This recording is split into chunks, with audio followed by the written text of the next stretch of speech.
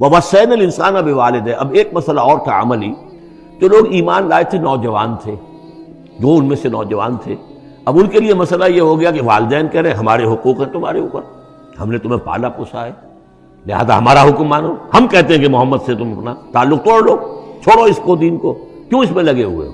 آخر تم ہماری اولاد ہو، ہم نے تمہیں پالا۔ خاص طور پہ ماں، حضرت سعد بن ابی وقاص کی والدہ، والد تو فوت ہو چکے تھے لیکن والدہ جو ہے اس نے بڑے ناز و نام میں پالا تھا۔ اب اس کے بعد اس نے جو ہے مرن برت رکھ لیا اس عورت نے، ماں جو تھی حضرت سعد بن ابی وقاص کی، اگر سعد اپنے باپ کے دین میں واپس نہیں آتا تو میں اپنے آپ کو ہلاک کر دوں گی، مر جاؤں گی، نہ کچھ کھاؤں گی نہ پیوں گی۔ اب دیکھیے اس نوجوان سلیم الفطرت نوجوان جو ایمان لایا ہے محمد صلی اللہ علیہ وسلم، بہرحال وہ ایک شریف انسان ہے، نوجوان ہے، ماں کی یہ حالت دیکھ رہا ہے تو کتنے بڑے امتحان سے دوچار ہو گیا۔ تو مسئلہ پیدا ہوا کہ ان معاملات میں کیا کیا جائے۔ ایک والدین کے جو احسانات ہیں وہ اپنی جگہ ہیں، والدین کا کے ساتھ حسن سلوک خود قرآن مجید میں 4 جگہ میں نوٹ کرا آیا ہوں۔ اللہ کے حق کے فوراً بعد والدین کا حق ہے۔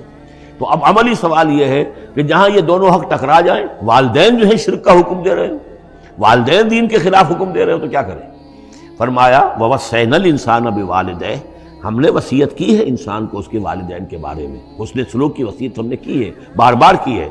وَإِن جَاهَدَاكَ لِتُشْرِكَ بِمَا لَيْسَ لَكَ بِهِ عِلْمٌ، لیکن اگر وہ تم پر دباؤ ڈالیں، تم سے جہاد کریں۔ اب دیکھیے جہاد کا لفظ یہاں مشرک والدین کے لیے آ رہا ہے، جہاد جدوجہد کرنا، کوشش کرنا، دباؤ ڈالنا۔ وَإِن جَاهَدَاكَ لِتُشْرِكَ بِمَا لَيْسَ لَكَ بِهِ عِلْمٌ، کہ میرے ساتھ تم شریک کرو اور شرک کرو میرے ساتھ، اور شریک ٹھہراؤ ایسی چیزوں کو جس کے لیے تمہارے پاس کوئی علم نہیں، فَلَا تُطِعْهُمَا، تو ان کا کہنا نہ مانو۔ گویا کہ یہاں وہ اپنی لمٹ سے ایکسیڈ کر رہے ہیں۔ اب والدین کے حقوق ہیں لیکن اللہ کے حقوق کے بعد، اللہ کے حقوق سے پہلے نہیں، اللہ کا حق فائق ہے، لہذا اس معاملے میں اللہ کا دین ہے، اللہ کا حکم وہ مقدم رہے گا، والدین کا حکم دوسرے نمبر پر ہوگا۔ ہاں یہ ہے کہ ایک بندہ جو ہے، ایک نوجوان، وہ یہ ضرور کرے کہ ڈانٹ کر نہ بات کرے، ڈپٹ کر بات نہ کرے، سینہ تان کر نہ کرے، اس طرح کرے جیسے کہ حضرت ابراہیم یا ابت یا ابت یا ابت، وہ ابا جان، امی جان، آپ دیکھیے میرے لیے مجبوری ہے، میں نہیں کر سکتا ہوں، آپ اس معاملے کے اندر مجھ پر جو ہے دباؤ نہ ڈالیں، نرمی کے ساتھ ان میں جس طریقے سے بھی ہو، لیکن یہ ہے کہ ماننا نہیں ہے۔ یہ بات اور مزید کھل کر آئے گی سورہ لقمان میں۔ وَإِن جَاهَدَاكَ لِتُشْرِكَ بِمَا لَيْسَ لَكَ بِهِ عِلْمٌ فَلَا تُطِعْهُمَا، تو ان دونوں کا کہنا مت مان۔ إِلَيَّ مَرْجِعُكُمْ، میری ہی طرف تمہیں لوٹ کر آنا ہے، فَأُنَبِّئُكُم بِمَا كُنتُمْ تَعْمَلُونَ، اور پھر میں تمہیں بتا دوں گا، جتلا دوں گا جو کچھ کہ تم کرتے رہے تھے۔ اب یہاں بھی ایک مسئلہ پیدا ہوتا ہے کہ یہ لوگ اپنے گھر والوں سے کٹ رہے ہیں، والدین سے کٹ رہے ہیں، بھائی سے جدا ہو رہے ہیں۔ اب یہ عتبہ ابن ربیعہ جو بہت بڑا سردار تھا، ان کے بڑے بیٹے جو ہیں حذیفہ ابن عتبہ، وہ ایمان لے آئے، اور چھوٹا بھائی وہ تھا کہ جو میدان میں گیا، میدان جنگ میں باپ کے ساتھ غزوہ بدر میں، جو پہلے جو 3 جو ہے واصل جہنم ہوئے وہ بھی تھا، ولید بن عتبہ غالباً نام تھا اس کا۔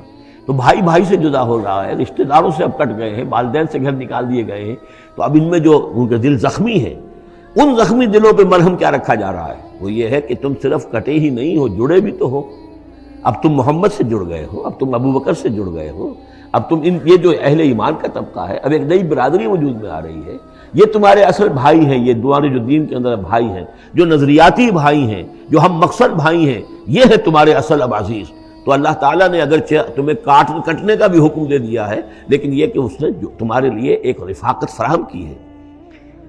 والذین آمنوا وعملوا الصالحات لندخلنہم فی الصالحین، اور یقیناً وہ لوگ جو ایمان لائے اور نیک عمل کرے انہیں داخل کریں گے صالحین میں، اور یہ داخلہ دنیا میں بھی ہو گیا۔ محمد رسول اللہ نے انہیں چھاتی سے لگایا، سینے سے لگایا، اور جیسا کہ 2 دفعہ ہم پڑھ چکے ہیں، حضور کو اللہ تعالیٰ حکم دے رہا ہے کہ آپ ان کے سامنے ذرا اپنے کندھے تواضع، آپ اے محمد آپ تواضع اختیار کیجئے ان کے سامنے، اپنے کندھے جھکائیے۔